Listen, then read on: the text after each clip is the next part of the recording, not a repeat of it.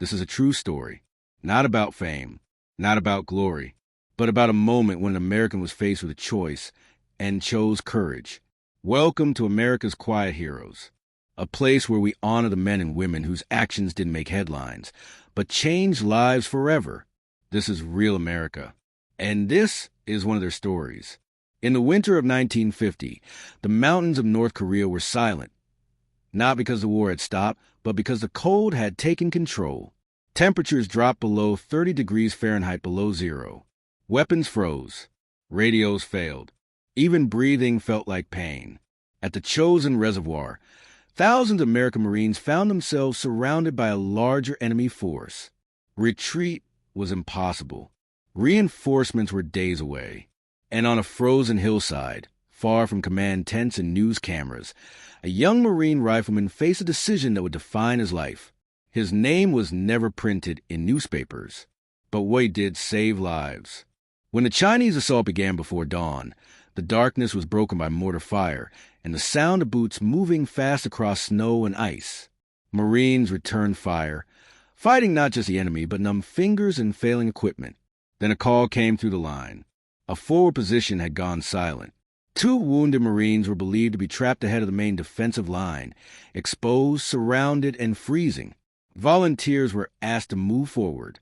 No one expected anyone to step out, but he did, without hesitation. The young Marine pulled his rifle close, tightened his frozen gloves, and moved into the darkness alone. Every step forward took him closer to enemy fire. The snow made movement slow. Silence was dangerous. The glow of flares revealed shadows moving across the ridge. He found the first wounded Marine barely conscious, blood frozen into his uniform.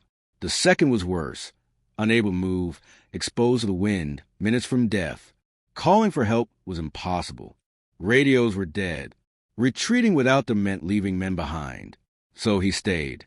For nearly 2 hours he dragged, carried, and shielded the wounded, using his own body against incoming fire. When his rifle jammed from the cold, he cleared it with bare hands, skin tearing as metal burned like ice. At one point, an enemy grenade landed close enough to kill all 3. He threw himself over the wounded Marines. The explosion tore through the snow and rock. When the smoke cleared, he was injured, but alive. Slowly, inch by inch, he moved them back toward American lines. By the time he reached safety, his uniform was stiff with ice and blood, his hands barely functioning. Both wounded Marines survived.